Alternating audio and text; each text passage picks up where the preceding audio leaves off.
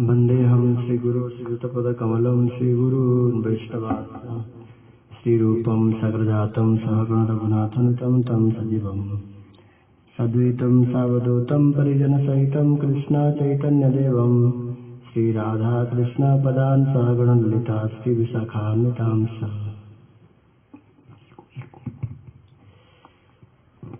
श्री कृष्ण चैतन्य प्रभु नित्यानंद श्री अद्वैत गदाधर शिवासति श्री गौर भक्तवृंद बोल हरे कृष्ण कृष्ण कृष्ण हरे हरे हरे राम राम राम हरे हरे। सर्वप्रथम अस्मदीय परमाराध्यतम गुरुपाद पद्मनित्यलीला प्रविष्टोम विष्णुपाद अष्टोत्तर शत श्री श्रीमद् भक्ति विज्ञान श्री भारती गोस्वामी महाराज नित्यलीला प्रविष्टोम विष्णुपाद अष्टोत्तर शत श्री श्रीमद् भक्ति वेदांत श्री नारायण गोस्वामी महाराज के श्री चरण कमलों में अनंत कोटि साष्टांग दंडवत प्रणाम अर्पण करता हूँ। तत्पश्चात समस्त रूपानुग गौड़ीय गुरुवर के श्री चरण कमलों में अनंत कोटि साष्टांग दंडवत प्रणाम। श्रीपाद नरहरि सेवा विग्रह प्रभु श्री प्रभुपाद जी के अन्यतम अंतरंग परिकर जिनकी आज शुभ तिरुवाव तिथि एवं श्री श्रीमद शिला भक्ति वैभवपुरी गोस्वामी महाराज जी जिनके आज शुभ आविर्भाव तिथि उनके चरण कमल मेरे अनंत कोटि साष्टांग दंडवत प्रणाम। उपस्थित पूज्यपाद महादेव प्रिय प्रभु पूज्यपाद संजय प्रभु एवं अन्य समस्त वैष्णव मेरे यथायोग्य दंडवत प्रणाम। आज शिला प्रभुपाद जी के एक अन्यतम अंतरंग पार्षद शिला नरहरि सेवा विग्रह प्रभु जी की शुभ तिरुवाव तिथि है। श्री नरहरि सेवा विग्रह प्रभु जी के विषय में श्रील वामन गोस्वामी महाराज जी वर्णन करते हैं। श्रील वामन गोस्वामी महाराज जी बोल रहे हैं कि मैंने शास्त्र में तो सुना था, पढ़ा था कि जो सेवा होती है कोई छोटा या बड़ा नहीं होती। कोई सेवा ये छोटा सेवा बड़ा सेवा इस प्रकार के सेवा में कंसिडरेशन नहीं होता। कोई सुपीरियर या इंफीरियर ऐसा सेवा में नहीं होता है। ये शास्त्र वर्णन करते हैं, यद्यपि इसको प्रैक्टिकली अप्लाई करना बहुत मुश्किल है, कठिन है। श्रील वामन गोस्वामी महाराज जी कहते हैं कि सेवा ही श्रेष्ठ है। श्रेष्ठ सेवा निकृष्ट सेवा कुछ भी नहीं है। जो सेवा मिल गया वही श्रेष्ठ है। ये शास्त्र का वचन है और हम लोग अनेक श्रीमद् चैतन्य महाप्रभु के जो परिकर श्रील प्रभुपाद जी के जीवन में भी यही सिद्धांत को देखते हैं कि कैसे हमारे गुरु महाराज जी बतलाते थे कि जब श्रीमद् चैतन्य महाप्रभु संन्यास ग्रहण के उपरांत जगन्नाथपुरी में गए और वहाँ उन्होंने संकल्प लिए थे कि मैं क्या करूँगा, विषय का दर्शन नहीं करूँगा, विषयों को दर्शन नहीं दूंगा विषय व्यक्ति को। तो जब जगन्नाथपुरी में गए तो वहाँ चैतन्य महाप्रभु के एकांत भक्त राजा प्रताप रुद्रदेव वो बार बार दर्शन करना चाहते हैं श्रीमद् महाप्रभु के, किंतु महाप्रभु क्या करेंगे, दर्शन नहीं देंगे। क्यों? क्योंकि जो राजा है भक्त होने के लिए भक्त है वो तो क्या हुआ, तो राजा के वेश में है, राजा के वेश है, विषय का शरीर है, विषय का वेश है, इसलिए राजा को दर्शन नहीं देते थे। किंतु गुरु जी बताते थे श्रीमद् चैतन्य महाप्रभु जब ये दर्शन किए कि रथ यात्रा के समय में राजा होकर के कैसे जगन्नाथ जी रथ के सम्मुख में झाड़ू लगा रहे, झाड़ूदार की सेवा कर रहे, इसको देख करके महाप्रभु के हृदय क्या हो गया, पिघल गया, द्रवीभूत हो गया। और महाप्रभु दर्शन किया, स्पर्श किए श्री प्रताप रुद्रदेव को। तो इसलिए यहाँ भी प्रमाणित होता है जो सेवा है राजा होने से क्या हुआ, राजा होकर के भी कैसे निकृष्ट सेवा कर रहे हैं। तो इसलिए सेवा कोई छोटा या बड़ा ऐसा कुछ भी नहीं होता। हम लोग श्रील प्रभुपाद जी के वचनों से भी सुनते हैं कि जैसे श्रील प्रभुपाद जी को अपने शिष्य ने प्रश्न किए कि प्रभुपाद जी आपके सारे जो सेवक लोग हैं सुबह से लेकर के शाम तक अन्य सेवा में अलग अलग सेवा में नियोजित रहते हैं, तो उन सब सेवकों में से कौन सेवक श्रेष्ठ है और किनकी सेवा श्रेष्ठ है। इसलिए प्रभुपाद जी क्या बोले कि ऐसा नहीं कि झाड़ू लगाना सेवा निकृष्ट है, कोई पब्लिकेशन का सेवा श्रेष्ठ है, इस प्रकार के श्रील प्रभुपाद जी कोई भी उत्तर नहीं दिए। जिनके वैष्णव के प्रति जितनी अधिक प्रीति ममता उत्पन्न हुआ है उनकी सेवा उतनी ही श्रेष्ठ है। तो इसी प्रकार से वामन गोस्वामी महाराज जी कहते हैं ये जो साक्षात रूप से ये जो उपदेश है शास्त्रों का गुरुवर्गों का श्रीमन चैतन्य महाप्रभु का कि भगवान के समस्त सेवा, और हम लोग सेवा के लिए ये भी देखते हैं कि जब श्री जीव गोसाई पाद प्रभु श्री श्यामानंद प्रभु जी को ये सेवा अर्पण किए कि आप क्या करोगे, जाके सेवा कुंज में प्रतिदिन झाड़ू लगाओगे। तो श्री झाड़ू लगाते लगाते झाड़ू की सेवा करते हुए श्री श्यामानंद प्रभु क्या हुआ, श्रीमती राधा रानी का साक्षात रूप से कृपा प्राप्त हुई थी। तो इसलिए श्री वामन गोसाई महाराज कहते हैं, शास्त्र में तो ये वर्णन आता है, किंतु श्री नरहरि सेवा विग्रह प्रभु को जीवन में साक्षात रूप से मैंने ये दर्शन किया कि कैसे कोई भी सेवा को उनके सामने सेवा ही है, ये सेवा वो सेवा नहीं है। जैसे कहते हैं कि जब कहते हैं कि ब्राह्मण वैष्णव, क्षत्रिय वैष्णव, शूद्र वैष्णव, तो ये सिद्धांत विरुद्ध है। या तो वो ब्राह्मण होगा या वो वैष्णव होगा, क्योंकि एक बार वैष्णव होने के पश्चात फिर ब्राह्मण क्षत्रिय शूद्र रहते नहीं। तो इसी प्रकार या तो वो सेवा होएगा या फिर और कुछ कर्म होएगा। ये सेवा वो सेवा नहीं, ये तो हम उनको डिफरेंशिएट करने के लिए बोलते हैं, किंतु ये भावना नहीं होता कि नहीं कोई अगर बहुत अधिक प्रचार कर रहे हैं तो उनकी सेवा श्रेष्ठ है, कोई अगर झाड़ू लगा रहे, रसोई कर रहे, उनकी सेवा श्रेष्ठ नहीं है। इस प्रकार की कुछ भी सेवा में कंसिडरेशन नहीं है। इसलिए वामन गोसाई महाराज कहते हैं, साक्षात रूप से श्री नरहरि सेवा विग्रह प्रभु जी के जीवन में ये आदर्श में देखा कि कैसे वो किसी भी प्रकार की सेवा को निकृष्ट नहीं मानते थे। हर प्रकार की सेवा अत्यंत प्रीतिपूर्वक, अत्यंत उत्साहपूर्वक करते थे। यहाँ तक कि हम सब लोगों ने सुने ही होंगे कि जब श्रील प्रभुपाद जी के समय में आर्थिक स्थिति इतनी अच्छी भी नहीं थी और प्रभुपाद जी के समय में उनके साथ बहुत सारे शिष्य लोग भी रहते थे। इसीलिए जब वो लोग पायखाना करने जाते थे तो क्या होता था, उस समय ऐसे टॉयलेट नहीं हुआ करता था। उस समय एक जगह में जाकर के सब लोग पायखाना करते थे और जिस पात्र में, उस पात्र को लेकर के फेंक के आना पड़ता था। तो साक्षात रूप से श्री नरहरि सेवा विग्रह प्रभु अपने गुरु भाइयों का ही, क्योंकि श्री प्रभुपाद जी जो शिष्य है वो गुरु भाई का है, तो कुछ हो सकता है कि उसमें से कुछ गुरु भाई नरहरि सेवा विग्रह प्रभु से छोटे भी हो सकते हैं, लेकिन तब भी सबका लेकर के क्या करते हैं, बाहर फेंकने के लिए जाते हैं और उत्साह के साथ, ऐसे कोई भी मन खराब नहीं, कुछ भी नहीं, परम उत्साह के साथ। इसीलिए हमारे परम गुरुदेव लिखते हैं कि परम यद्यपि नरहरि सेवा विग्रह प्रभु जी की जो सेवा बाहिक रूप से देखने से इतनी कोई ऊंची सेवा नहीं थी कि बहुत बड़े पढ़े लिखे वाली सेवा, ऐसा कुछ भी नहीं, लेकिन तब भी उन्होंने अपने स्नेहमयी सेवा से श्रील प्रभुपाद जी को इतनी मात्रा में प्रसन्न किए थे कि जब श्री नरहरि सेवा विग्रह प्रभु जी के ऊपर मठ का दायित्व दिया गया था, श्रील प्रभुपाद जी ने दिए थे। परम गुरुदेव लिखते हैं, श्री परम प्रभुपाद जी निश्चिंत होकर के कहीं भी प्रचार करने के लिए जाएंगे, निश्चिंत होकर के प्रचार करने के लिए चले जाते थे कि ये क्या है, जो मठ की सेवा को जो दायित्व नरहरि प्रभु के ऊपर है, वो अच्छे से सबका देखभाल करेंगे, सबका जत्न लेंगे। और विशेष बात है, श्री परम गुरुदेव बोलते हैं कि हमने श्री प्रभुपाद जी के जीवन में साक्षात में देखा है, ऐसे अनेक अनेक प्रभुपाद जी के शिष्य थे, महाधुरंधर, समस्त श्रीमद् भागवत में उनके मुखस्थ थे और इतनी अच्छी कथा करते थे, भागवत की वक्ता, कितने अधिक प्रचार करते थे, कितने सुंदर कथा करते, सब कुछ करते थे। किंतु क्या करेंगे, जब महीनों महीने तक कहाँ चले जाते थे श्री प्रभुपाद जी के मुख के सम्मुख से प्रभुपाद जी कहीं पूछते ही नहीं थे कि ये व्यक्ति आया नहीं, ये व्यक्ति कहाँ गया, मतलब श्री प्रभुपाद जी वो गए या रहे, क्या कर रहे हैं, प्रभुपाद जी इतना ध्यान नहीं देते थे। किंतु ऐसा कोई सेवक थे जो कि बहुत बड़े बड़े सेवा नहीं करते थे, झाड़ू ही लगाएंगे। जैसे हम लोग रामदास प्रभु जी के विषय में सुनाए, बगान में क्या करते थे, खेती करते थे। किंतु ऐसे सेवक, प्राणवान सेवक, जब श्रील प्रभुपाद जी मुख के सम्मुख से एक पल के लिए भी अंतर्ध्यान हो जाते, दिखते नहीं, श्रील प्रभुपाद जी क्या होते, बेचैनी हो जाते, कहाँ गए ये कहाँ गए, उनको बुला मेरे सामने। अर्थात कितने सेवक वत्सल है। और श्रील प्रभुपाद जी भी इस बात को कितनी अच्छी तरह से समझते हैं कि यद्यपि कोई बहुत बड़ी सेवा नहीं कर रहे एक्सटर्नली, बाह्य रूप से, किंतु इनकी कितनी अच्छी भावना है।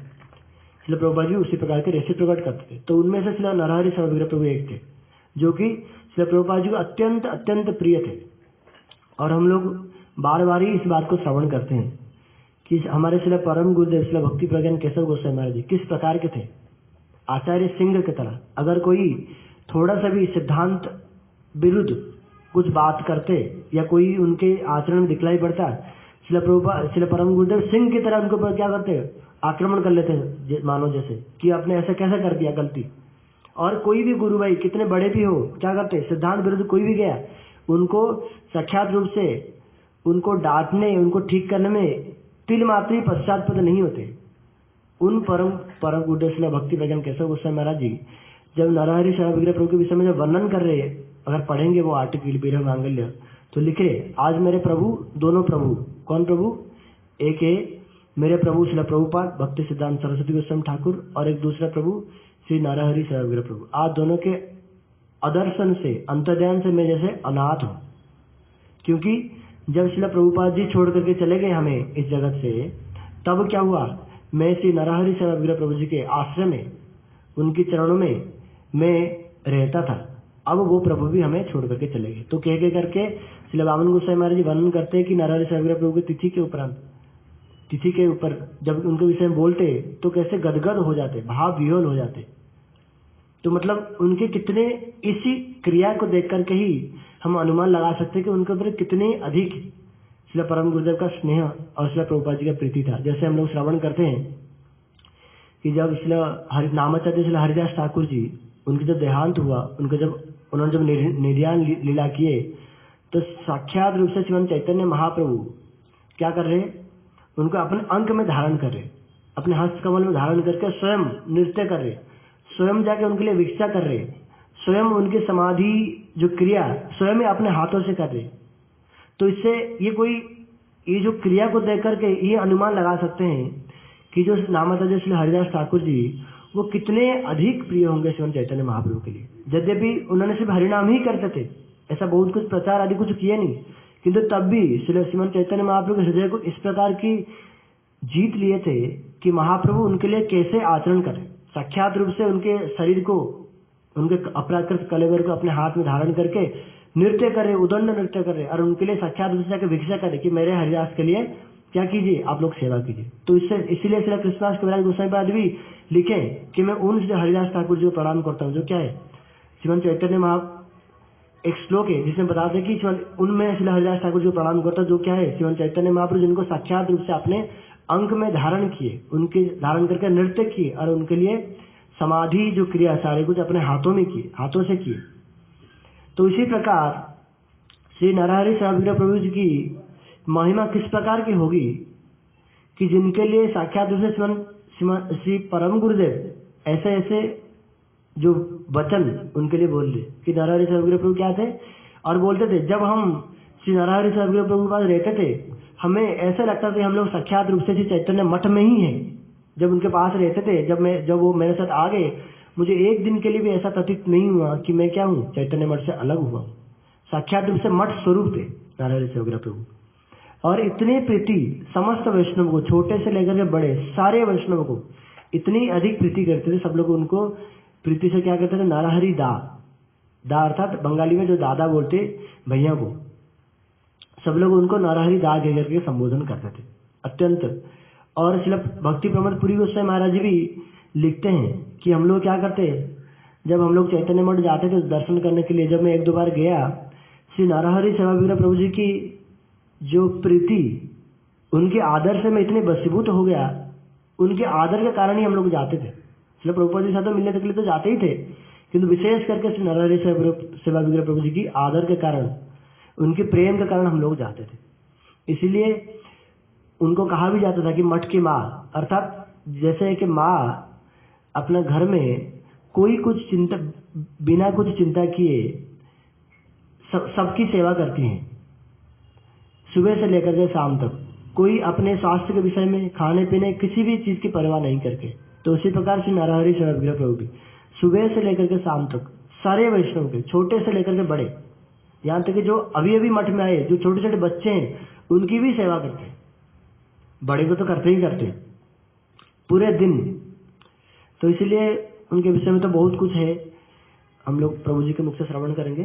तो ये गई करके मैं श्री नरहरि सेवा विग्रह प्रभु जी के चरण में प्रार्थना करता हूँ कि उनके जिस प्रकार के श्री प्रभुपाद जी के प्रति समर्पण भाव, सेवा भाव थी, हम लोग के हृदय में भी उसका आंशिक मात्रा में कुछ भी प्रवेश करे, हमारे जीवन तो भी सफल हो जाएगा। हरे कृष्ण। नमो विष्णुपादाय कृष्ण पृष्ठाय भूतले श्रीमते भक्ति सिद्धांत सरस्वती इति नामिने वाञ्छा कल्पतरुभ्यश्च कृपा सिन्धुभ्यैव च पतितानां पावनेभ्यो वैष्णवेभ्यो नमो नमः।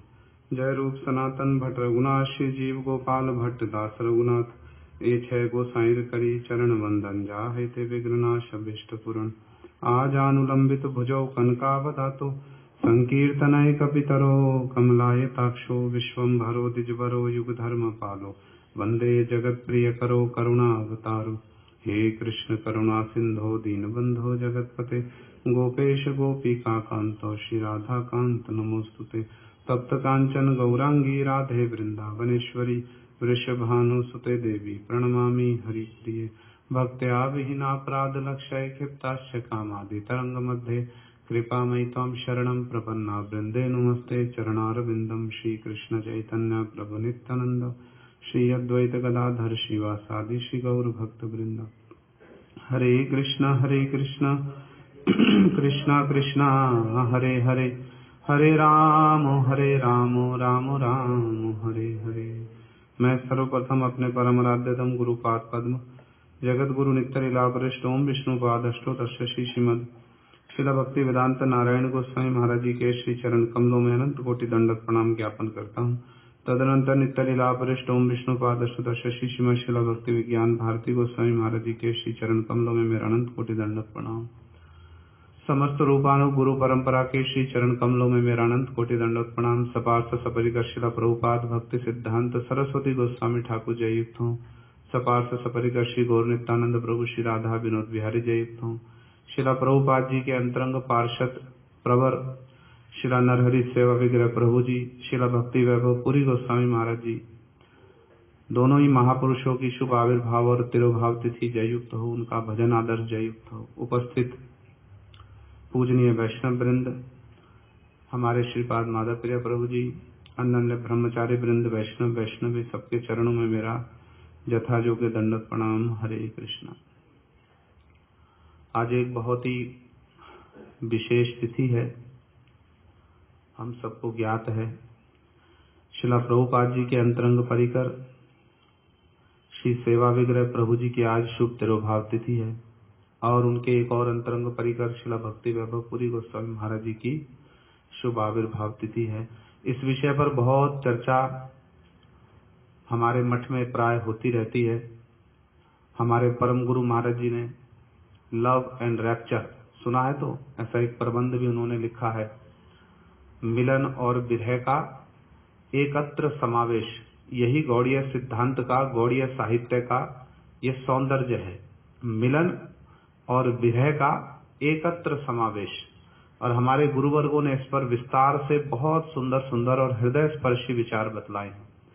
कैसे राधा जी प्रेम सरोवर के तट पर कृष्ण के अत्यंत निकट विद्यमान होने पर भी उनको कृष्ण से तीव्र विरह अनुभव होता है, मिलन में विरह। और जब विरह होता है, जब कृष्ण मथुरा चले गए, तो उद्धव क्यारी में राधा जी की स्थिति क्या है? मिलने सायका विरहे तू तन्मयम जगत। विरह में तो तन्मयम जगत, सर्वत्र यत्र तत्र सर्वत्र सब स्थानों पर उनको कृष्ण की स्फूर्ति होती है। यही गौड़ीय साहित्य, गौड़ीय भजन संपद, उसका ये बड़ा सुंदर सौंदर्य है, बहुत सुंदर सौंदर्य। अब क्योंकि समय अत्यंत संक्षेप है और विषय अत्यंत विस्तृत है, बहुत विस्तृत विषय, हमारे सबसे प्रिय विषयों में से एक है। ये जो वैष्णवों की तिथियां हैं, इस विषय में एक बात हमारी कहने की इच्छा थी। यदि आप लोग श्रीमद् भागवत को देखा है, थोड़ा खोला है कभी श्रीमद् भागवत है? नहीं, उस दिशा में नहीं जाएंगे, प्रश्न नहीं पूछेंगे, किंतु हमारा बस इतना कहना है कि यदि आप श्रीमद् भागवत खोलकर देखो तो श्रीमद् भागवत के 12 स्कंदों में स्थान स्थान पर श्री सुखदेव गोस्वामी जी ने ऐसे बड़े हृदय स्पर्शी श्लोक कहे। परीक्षित महाराज जी जब उनसे कोई प्रश्न पूछ रहे हैं कृष्ण लीला को सुनने के विषय में, कृष्ण लीला को धारण करने के विषय में, कृष्ण लीला का अनुभव करने के विषय में, जब श्री परीक्षित महाराज जी कुछ प्रश्न पूछते हैं तो आप लोगों ने यदि खोला हो भागवत को, खोलने से क्या अर्थ है? फिर उधर चले जाए, नहीं, सीधा बतला देते। खोलने से अर्थ है कुछ अनुशीलन करना। यदि अनुशीलन करके देखो, हम नहीं कह रहे कि हमने किया है, इन महापुरुषों की कृपा है। सत्य बात यह है भाई, उपदेश देने हम नहीं बैठे, उपदेश देने की हमारी कतई योग्यता नहीं है। इसको पूरी ईमानदारी के साथ में हम स्वीकार करते हैं। हमारी कतई उपदेश देने की योग्यता नहीं है। वैष्णव की तिथि उपस्थित हुई है, कुछ उनकी बात कहने से हम अपवित्र हैं, पवित्रता लाभ करते हैं। श्रीला त्रिविक्रम गोस्वामी महाराज जी ने श्रीला भक्तिवेदांत स्वामी महाराज जी की तिरोभाव तिथि पर बरसाना में परिक्रमा थी और हमको स्मरण होता है महाराज जी की बात। महाराज जी ने यही बात कहकर अपने वक्तव्य को आरंभ किया कि आज वैष्णव की तिरोभाव तिथि है। वैष्णव की आविर्भाव और तिरोभाव तिथि पर उनकी बात कहने से, उनकी बात सुनने से हम लोग अपवित्र हैं। ये श्रीला त्रिविक्रम गोस्वामी महाराज जी कहते हैं। अपवित्र होकर के हम पवित्र वस्तु को स्पर्श नहीं कर सकते, है ना देवो देवम अर्चयेत। शास्त्र में एक बात कही गई, बिना देवता हुए बिना, देवता माने बिना देवताओं के समान गुण लाभ किए कोई देवता की उपासना नहीं कर सकता, है ना। तो इसलिए हम लोग किस लिए मना रहे हैं इन तिथियों को? हम अपवित्र हैं, मैं अपवित्र हूं, हृदय अपवित्र है, कुछ पवित्रता लाभ करेगा। उनकी बात कहने से, उनकी बात सुनने से हृदय में कुछ पवित्रता आएगी। हमारे परम गुरु महाराज जी ने, बीच में एक बात आ गई, भागवत की इस बात को भी कहेंगे। आज की स्थिति को पालन करते हुए हमारे परम गुरु महाराज जी ने तो यहां तक कहा है कि आप लोग ये श्री नरहरि सेवा विग्रह प्रभु जी की तिथि, उनके एक भतीजे थे, हैं, सुना है? उनका नाम था गोपाल बाबू। उनका स्थान था ठाकुर नगर, आनंदपाड़ा स्थान है। पूर्व बंग में उनका शुभाविर्भाव हुआ और पूर्व बंग माने बांग्लादेश, यशोहर जिला है ना, वहां पर दयारा नाम का एक ग्राम है, वहां पर पूज्यपाद सेवा विग्रह प्रभु जी का शुभाविर्भाव हुआ। और अब बात आ गई तो बतलाई दे थोड़ा सा। पूर्व आश्रम का नाम था श्री निरापद वसु। अब ये नाम में इतना धुरंधर तत्व छुपा हुआ है, इसको किसी दिन बतलाएंगे, हैं। आप लोग याद रखना कि भैया इस पर भी कोई चर्चा करनी। इतना सुंदर इसमें साहित्यिक विचार बतलाया हमारे गुरुवर्गों ने। तो उनका नाम क्या था? निरापद वसु। उनके बड़े भैया जो थे श्री हरिपद वसु, वो प्रभुपाद जी के चरणाश्रित थे। उनके संग के प्रभाव से, पहले तो सब शाक्त थे, शक्ति की उपासना करते थे, वो श्री हरिपद वसु प्रभुपाद जी के आश्रित थे। उनके संग के प्रभाव से पूज्यपाद सेवा विग्रह प्रभु जी जो है प्रभुपाद जी के चरणाश्रित हुए और प्रभुपाद जी की अंतरंग सेवा उन्होंने संपादित की। तो क्या बतला रहे थे? बीच में बतलाते बतलाते किस लिए बात कही है? नहीं, भागवत से पहले भी एक और बात कही है। उनके एक भतीजे थे, क्या नाम था? गोपाल बाबू। भूल गए आप लोग, क्या नाम था भैया जी? गोपाल बाबू हैं। और हमारे गौड़िया मठों में प्रभुपाद जी ने ईष्ट गोष्ठी की व्यवस्था दी है। ईष्ट गोष्ठी किसको कहते हैं? श्री चैतन्य भागवत के गौड़िया भाष्य में प्रभुपाद जी ने ईष्ट गोष्ठी की व्याख्या दी है, सुना है कभी? किसको कहते हैं ईष्ट गोष्ठी? नहीं, उधर नहीं जाएंगे, इधर आएंगे। लोग बहुत कहते हैं, बोलते बोलते प्रभु जी आप न जाने कहाँ चले जाते हो, तो हम उधर नहीं जाएंगे, हम इधर ही रहेंगे, चिंता ना करो। तो इष्ट गोष्ठी की व्यवस्था दी। इष्ट गोष्ठी माने बैठ करके अपने इष्ट गोष्ठी की कुछ हम क्या करेंगे? चर्चा करेंगे। तो ऐसा थोड़ी हमने कुछ कह दिया, आपने कुछ सुन लिया। कहने और सुनने का अर्थ है धारण करना, है ना। तो कितना हमारे हृदय में स्पर्श किया विचारों को, उसको समझना है ध्यान से। तो इष्ट गोष्ठी है ना, तो वार्तालाप भी आवश्यक है। ऐसे ही होता था। देखो, सुखदेव गोस्वामी बोल रहे हैं, परीक्षित महाराज जी पूछ रहे हैं, और बीच बीच में सुखदेव गोस्वामी उनसे बतलाते भी हैं। उनके प्रश्नों का जब उत्तर देते तो पूछते भी हैं उनसे। ऐसी तो इष्ट गोष्ठी है ना। पूरा जैव धर्म देख लो, क्या है? इष्ट गोष्ठी है। भागवत देख लो, इष्ट गोष्ठी है। चैतन्य चरितामृत है कि नहीं है? इष्ट गोष्ठी है। अब मौन हो जाओ, सबसे अच्छी बात है। कोई प्रश्न पूछा जाए मौन हो जाओ। है कैसे? मतलब कितनी सारी उसमें इष्ट गोष्ठी है। रूप गोस्वामी महाप्रभु जी की, सनातन गोस्वामी महाप्रभु जी की, हरिदास ठाकुर जी महाप्रभु जी, कितनी तो इष्ट गोष्ठी है। तो कौन सा ऐसा ग्रंथ है जिसमें इष्ट गोष्ठी नहीं है तो सही। तो इष्ट गोष्ठी का अर्थ है वार्तालाप। तो वार्तालाप होना बड़ा आवश्यक है। तो क्या वार्तालाप पे थे हम? गोपाल बाबू। इधर उधर नहीं जाना, हम भी नहीं जाएंगे, आप भी नहीं जाना। उनके एक भतीजे थे, क्या नाम था? गोपाल बाबू। वो प्रत्येक वर्ष आज के दिन इस तिथि को बड़े धूमधाम से मनाया करते थे। उनका स्थान था? नहीं, कहाँ मनाया करते थे तिथि? ये बतला दो तो रसगुल्ला खिलाए। नहीं, स्थान बतलाया हमने, आनंदपाड़ा। वहां पर ये तिथि मनाया करते थे। और जब तक परम गुरु जी प्रकट रहे और जब तक उनके लिए संभव हुआ, वो उस स्थान पर जाकर इस तिथि को मनाया करते थे। तो परम गुरु महाराज जी के बाद भी श्रील वामन गोस्वामी महाराज जी, श्रील त्रिविक्रम गोस्वामी महाराज जी, गुरु महाराज जी के विषय में हमने व्यक्तिगत रूप से नहीं सुना कि कभी वो उपस्थित रहे हों, किंतु ये गुरु महाराज जी मथुरा में मनाया करते थे। आज भी आप लोगों ने कथा सुनी होगी, संक्षेप में बतलाया गुरु जी ने, किंतु मनाया करते थे। गुरु जी का भी उनसे बहुत प्रेम था, गुरु जी को बड़ा स्नेह करते थे। बहुत अधिक तो संग बाह्य रूप से नहीं हुआ, क्योंकि गुरु जी के मठ में आने के 1-2 वर्ष के पश्चात ही वो अप्रकट हो गए, बड़ी शीघ्र अप्रकट हुए थे। तो जो भी हो, श्रील वामन गोस्वामी महाराज जी, श्रील त्रिविक्रम गोस्वामी महाराज जी उनके स्थान पर जाया करते थे, इस तिथि को मनाते थे। तो उनके जो भतीजे थे गोपाल बाबू, वो बुलाया करते थे परम गुरु जी को। तो परम गुरु जी ने आज के दिन कौन से स्थान पर, आनंदपाड़ा में उपस्थित होकर एक बड़ी इस तिथि को जब मनाया, तो बड़ी एक हृदय स्पर्शी बात कही। पहले तो उन्होंने श्री सेवा विग्रह प्रभु जी की बड़ी महिमा का गुणगान किया, और प्रभुपाद जी और सेवा विग्रह प्रभु जी, ये 2 ऐसे परम गुरु जी के जीवन में व्यक्तित्व रहे जिनके लिए परम गुरु जी का जो एक आंतरिक स्वरूप था, जो अत्यधिक पुष्प के समान कोमल स्वरूप था, वो इन दोनों महापुरुषों की चर्चा करने में विशेष रूप से प्रकाशित होता था। ऐसे तो वो बड़े शिष्य वत्सल थे, बड़े शिष्य वत्सल हैं। उनके एक शिष्य थे पूज्यपाद भिक्षुक महाराज जी। किनके शिष्य? परम गुरु जी के। क्या नाम था? भिक्षुक महाराज जी। वो प्रकट हो गए परम गुरु जी के सामने। मथुरा मठ में उनकी सभा हुई, बड़ा क्रंदन किया परम गुरु जी ने।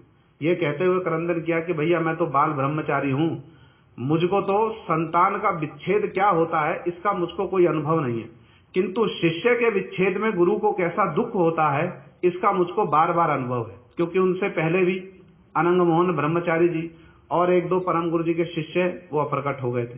तो ऐसे तो बड़े पुष्प के समान कोमल थे परम गुरु जी, बाहर से वज्रादपि कठोराणी मृदुनी कुसुमादपि हैं, और पुष्प के समान कोमल। किंतु उनकी जो एक कोमलता है, जो उनका एक बड़ा विशेष जो स्वरूप है, वो प्राय प्रकाशित होता था प्रभुपाद जी की चर्चा करने में और श्री सेवा विग्रह प्रभु जी की चर्चा करने में। श्री वामन गोस्वामी महाराज जी ने तो यहाँ तक लिखा है कि जब श्री सेवा विग्रह प्रभु जी अप्रकट हुए तो परम गुरु जी इस प्रकार से क्रंदन किया उन्होंने, जिसको श्री वामन गोस्वामी महाराज जी ने जो शब्द व्यवहार किया, कहते आकुल क्रंदन। ऐसा उन्होंने आकुल क्रंदन किया कि श्री वामन गोस्वामी महाराज जी लिखते हैं कि जो लोग वहां पर उपस्थित थे वो देख भी नहीं पा रहे थे कि परम गुरु जी किस प्रकार क्रंदन कर रहे हैं। हम इससे ही अनुमान लगा सकते हैं कि इन महापुरुष की कितनी महिमा है, कितना उनका वैशिष्ट्य रहा होगा। परम गुरु जी उनसे प्रार्थना कर रहे रो रो करके, श्री सेवा विग्रह प्रभु जी से प्रार्थना कर रहे परम गुरु जी रो रो करके कि आप मुझ पर कृपा कीजिए कि मैं प्रभुपाद जी की कुछ अंतरंग सेवा कर सकूं। इससे अनुमान लगाइए कि श्री सेवा विग्रह प्रभु जी प्रभुपाद जी के कितने अंतरंग सेवक रहे होंगे, कितने अंतरंग सेवक रहे होंगे। अभी सुन रहे थे ना सेवा के विचार के विषय में, क्या ऐसी सेवा की उन्होंने, उनकी सेवा का क्या वैशिष्ट्य रहा, कैसे वो अद्भुत सेवक थे, ये सब विचार जानने समझने की आवश्यकता है। तो हम बतला रहे थे परम गुरु जी का एक विचार, क्या परम गुरु जी ने उनकी महिमा गुण का गुणगान किया। और अंत में, कथा के अंत में परम गुरु जी ने एक बड़ी हृदय स्पर्शी बात कही। वो कहते हैं, आप लोग, परम गुरु जी ने कहा है, आप लोग जो उस समय में उपस्थित थे, कौन से स्थान पर? आनंदपाड़ा में। उन सबको संबोधित करते हुए परम गुरु जी कहते हैं कि आप लोग जो आज इस सभा में उपस्थित हुए हैं, आप लोग ठाकुर महाशय का प्रसाद पाकर के जाइएगा, ठाकुर महाशय का प्रसाद पाकर के जाइएगा। इस प्रसाद को पाने से एक तो कथा प्रसाद मिला, दूसरा अन्न प्रसाद मिला। ये दोनों प्रसाद को पाने से क्या होगा?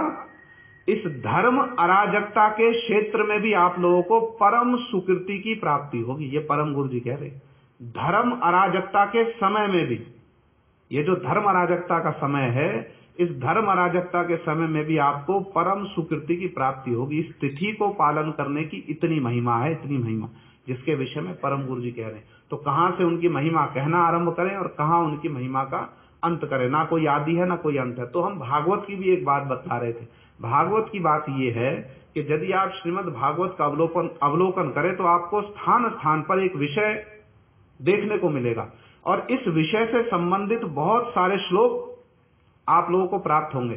सुखदेव गोस्वामी जी परीक्षित महाराज जी को बार बार एक बात कह रहे हैं, बार बार एक बात। जब हम कुछ, अधिकार तो हमारा बड़ा निम्न सा है किंतु कुछ गुरु जी की कृपा से जब कुछ ग्रंथों को देखते हैं तो बार बार इस विषय पर दृष्टि गई, बार बार कि सुखदेव गोस्वामी जी ने ये भागवत जो है ये है पारमहंसी संहिता। पारमहंसी संहिता किसको कहते हैं? बोलो राधे राधे। ये पारमहंसी संहिता है, इसमें परमहंसों का धर्म वर्णन किया गया है। संहिता किसको कहते हैं? फिर हम उधर चले जाएंगे, फिर समझना आवश्यक है भैया।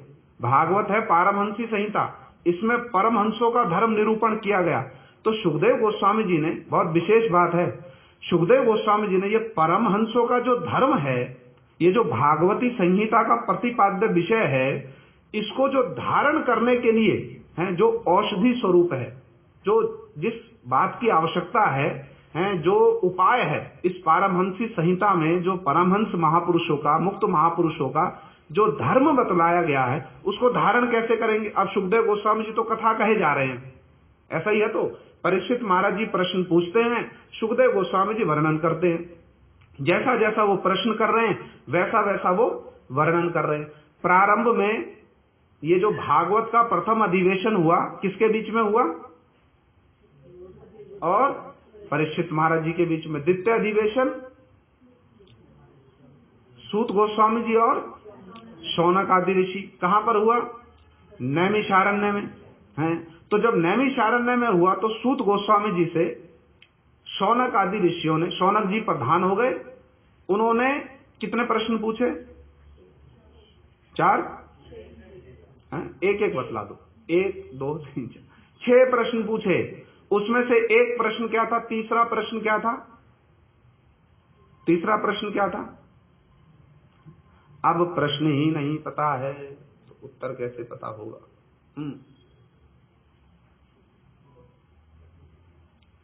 तीसरा प्रश्न क्या था? अरे ये तो हमको भी स्मरण नहीं हो रहा। नहीं, ये तीसरा प्रश्न है, छठा प्रश्न है ये तो। तीसरा प्रश्न ये पूछा, बहुत सारे श्लोक भी ना स्मरण नहीं करने चाहिए, बाद में मनुष्य भूल जाता है। हमने भी ये बात देखी। जो भी हो अभी स्मरण हो जाएगा। देवक्याम देवरूपिण्याम विष्णु सर्वगुहाशया, ये श्लोक था? तो नहीं, ये श्लोक नहीं था। कौन सा श्लोक था? अरे भूल गए। जो भी हो अभी स्मरण होगा। तो तीसरे श्लोक में सुखदेव सूत गोस्वामी जी से तीसरा प्रश्न क्या पूछा? आप ये बतलाइए कि भगवान वासुदेव ने देवकी के गर्भ से किस कारण से जन्म लिया? किस कारण से जन्म लिया देवकी के गर्भ से?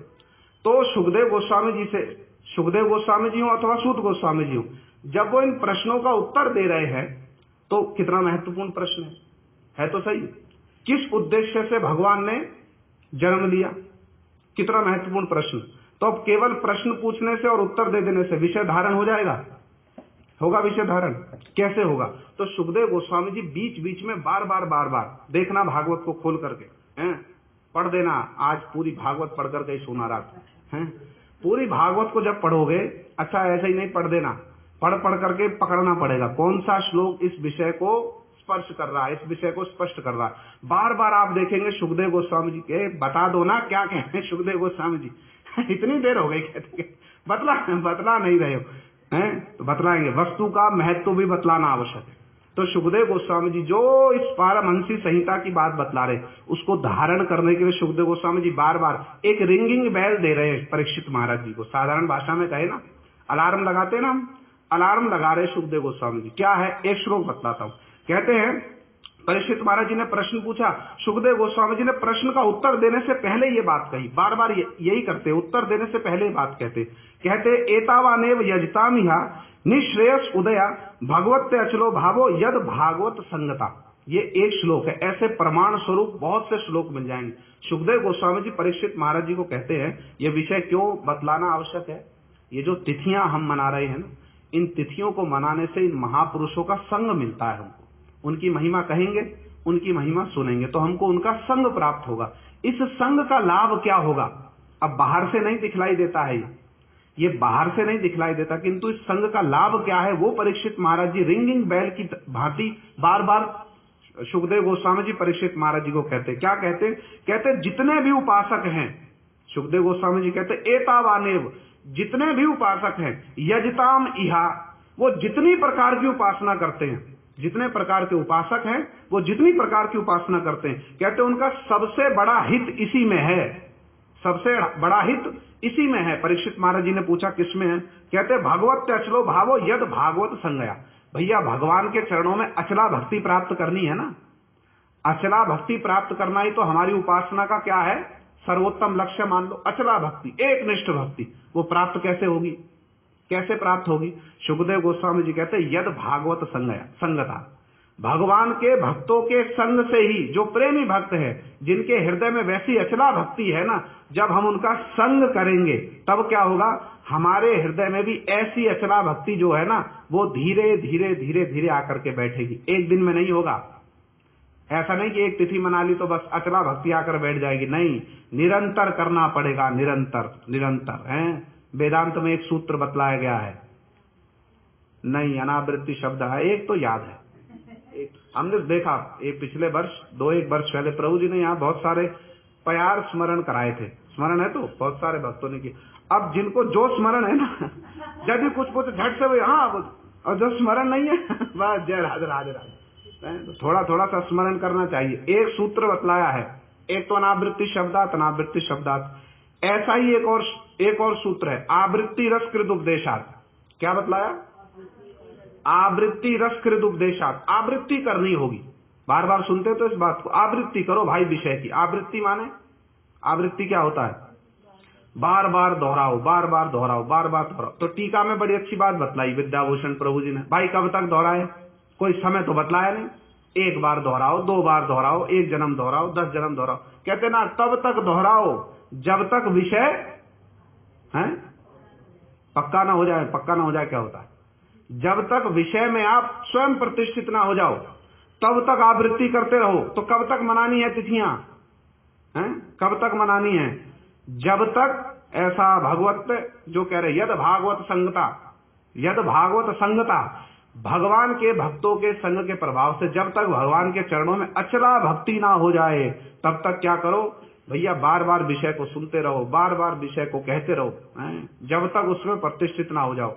इन तिथियों को मनाने का इतना महात्म्य। वैसे 1-2 नहीं, सैकड़ों श्लोक मिलेंगे आपको। अब भागवत को ढूंढना और उसमें आरंभ करना, सैकड़ों श्लोक मिलेंगे जहां सुखदेव गोस्वामी जी रिंगिंग बेल दे रहे हैं। जो विषय पूछ रहे हो ना, तुम्हारे पूछने पर मैं बतला तो दूंगा, किंतु उसको धारण करने की जो योग्यता है, जो आधार है, वो कहां से मिलेगा? यत भागवत संगता, भगवान के भक्तों के संग के प्रभाव से मिलेगा। तो इन तिथियों को मनाने से हमको इन महापुरुषों का संग प्राप्त होता है। संग, ये साक्षात उनका संग है, उनकी महिमा कहना, उनकी महिमा सुनना। तो अब श्री सेवा विग्रह प्रभु जी की तो अद्भुत महिमा है। उस प्रसंग को आरंभ क्या करें? हमारे गौड़िया मठों में तो एक गौड़िया मठ का एक पात्र ऐसा है जो सबसे महत्वपूर्ण विषयों में, जो सबकी सेवा करता है, किंतु सभी लोग उसकी अवहेलना करते हैं। बतला सकते हो क्या है वो पात्र? एक ऐसा पात्र है गौड़िया मठ में, एक ऐसा सेवक है, सबको उसकी आवश्यकता, उसके बिना काम ही नहीं चलता कोई, ये घड़ी, और सभी इसकी अवहेलना करते कि नहीं? जो समय है ना उस पर आएंगे, जो समय है उस पर समाप्त भी नहीं करेंगे, जो समय उस पर आप लोग आओगे नहीं, तो फिर कैसे होगा? जो सबसे महत्वपूर्ण सेवक है उसी की सबसे अधिक अवहेलना हो रही है, तो ऐसे काम नहीं चलेगा भैया। अब जो संक्षिप्त सा समय बचा है, मैं उसमें दोनों महापुरुषों की एक एक उनके जीवन के आदर्श की बात बतला दूं, उतना भी धारण कर लो तो हमारे लिए बहुत है। हमारे रमणी मोहन प्रभु ने कुछ बातों को स्पर्श किया। हमारे परम गुरु महाराज जी बड़े विस्तार से श्री सेवा विग्रह प्रभु जी की महिमा का गुणगान करते थे, और हमारे गुरु महाराज जी, उनका भी ये विशेष वैशिष्ट्य रहा है, एक एक पंक्ति को पकड़ करके उसकी जो व्याख्या गुरु महाराज जी करते हैं वो बड़ी अद्भुत है, बड़ी अद्भुत। तो जो जिस प्रबंध से इन्होंने कुछ बातों को कहा है ना, जो परम गुरु जी ने, हमारी श्री गौड़ीय पत्रिका जब प्रथम बार प्रकाशित हुई है, श्री गौड़ीय पत्रिका पता है तो, प्रभुपाद जी के समय में क्या नाम था? गौड़ीय। परम गुरु जी ने नाम रख दिया, उसको विस्तार कर दिया, श्री गौड़ीय पत्रिका। जब वो प्रथम बार प्रकाशित हुई, कौन से सन में?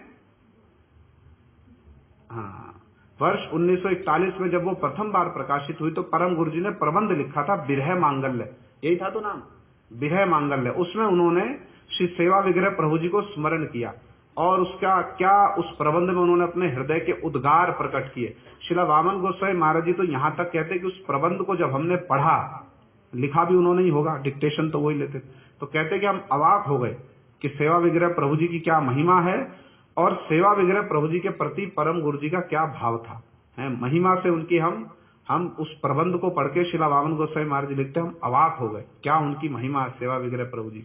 इसलिए परम गुरु जी कह रहे एक स्थान पर, जब तक दांत रहते हैं ना मुख में, दांतों की क्या महिमा है वो समझ में नहीं आती भाई। तो ऐसे ये जो वैष्णव लोग हैं ना, कैसे अद्भुत अद्भुत आदर्श दिखला गए, कैसे अद्भुत अद्भुत आदर्श। प्रभुपाद जी की सेना के प्रभु दैतम सामंतम अतुरम, अतुलनीय सामंत हैं ये प्रभुपाद जी की सेना के, अतुलनीय सामंत। और ऐसे ऐसे अतुलनीय सामंत होने पर भी नीरव सेवा तोमार प्रतिष्ठाशाहीन। गुरु महाराज जी बतला रहे थे हम इतना सा करेंगे, इतना बतलाएंगे। हमारी स्थिति क्या, जो साधारण सेवक है ना वो क्या करेगा, इतना सा करेगा, इतना बतलाएगा। और ये जो प्रभुपाद जी की सेना के सेनापति, इनकी दशा क्या है? कितना कर दिया किसी को ज्ञात ही नहीं है। जब तक परम गुरु जी यदि अपने हृदय के उद्गार नहीं प्रकट करते, कैसे पता चलता उनकी महिमा क्या है?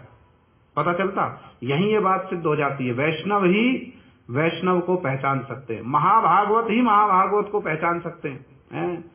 यदि परम गुरु जी अपने हृदय के उद्गार प्रकाशित नहीं करते, क्या श्री सेवा विग्रह प्रभु जी की महिमा, जिनको नाम ही मिला सेवा विग्रह, रात दिन परम गुरु जी लिखते, अक्लांत परिश्रम करते थे, अक्लांत। उनकी सेवा वृत्ति जो है ना, श्री वामन गोसाई महाराज जी लिख रहे हैं, आदर्श स्थानीय थी उनकी निष्ठा, आदर्श स्थानीय।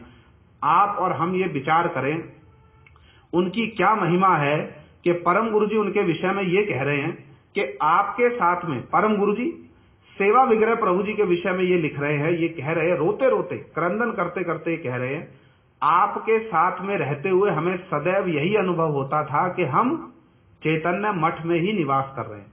तो गुरु महाराज जी भी बड़ी अच्छी बात कर रहे थे। गुरु महाराज जी कहते यही चलते फिरते मठ हैं, सेवा विग्रह प्रभु जी ही मठ हैं।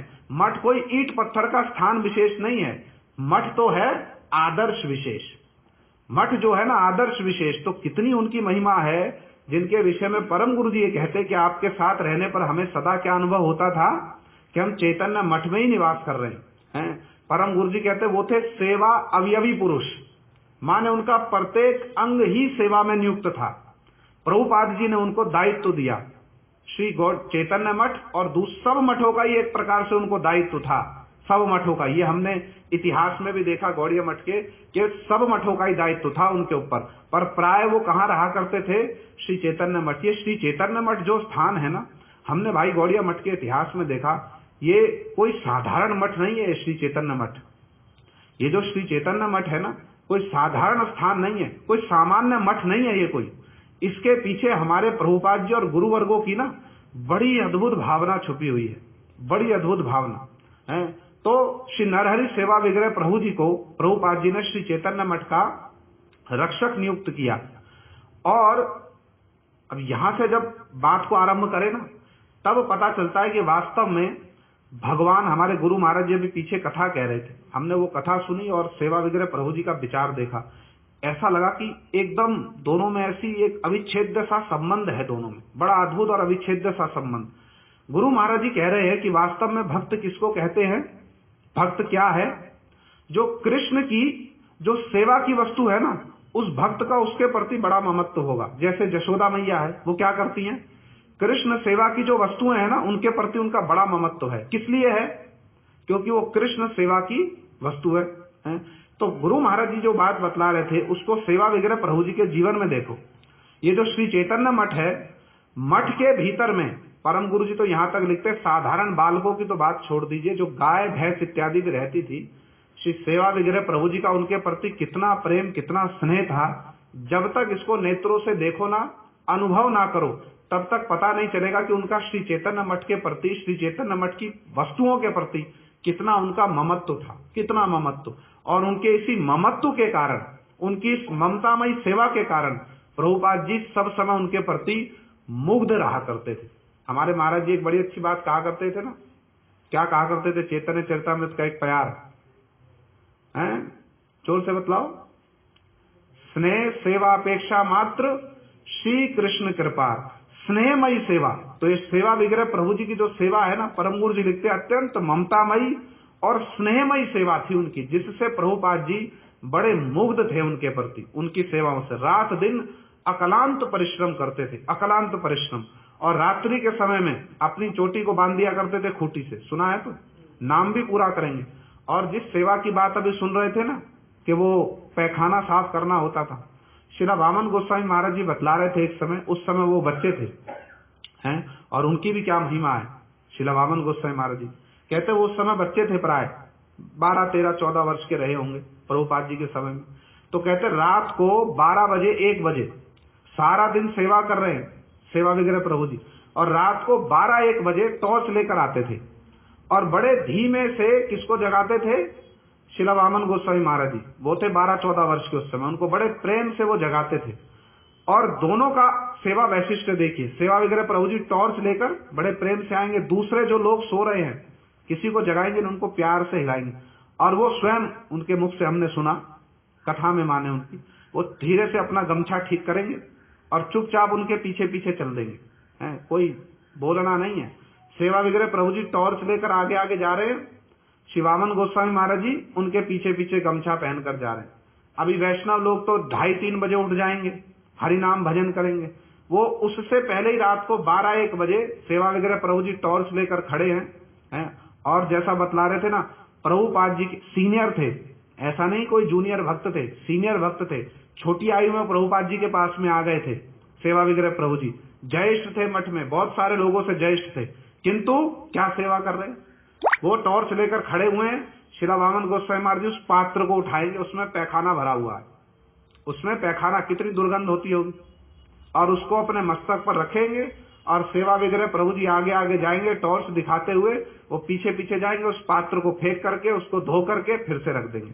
अभी वैष्णव लोग 2-2:30 बजे उठ जाएंगे, वो फिर जाएंगे बहिर्देश जाएंगे, शौच इत्यादि के लिए जाएंगे, पहले से व्यवस्था करके रख देंगे। कैसा समय होगा विचार करो, कैसा सेवामय उनका जीवन है।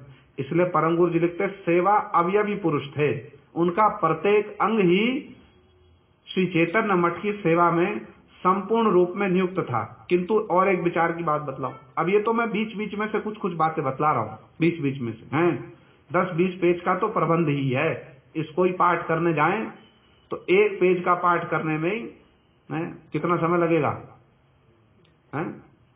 ये तो आप बतला रहे हो, ये तो पाठ करने वाले के ऊपर है कि वो कितना समय तक इसकी व्याख्या करे हैं। क्यों 1 घंटा लगेगा? हम तो 1 मास तक करेंगे व्याख्या उसकी है। अरे इतने सुंदर सुंदर विचार है ना, एक एक शब्द एक अंतरंग शब्द है।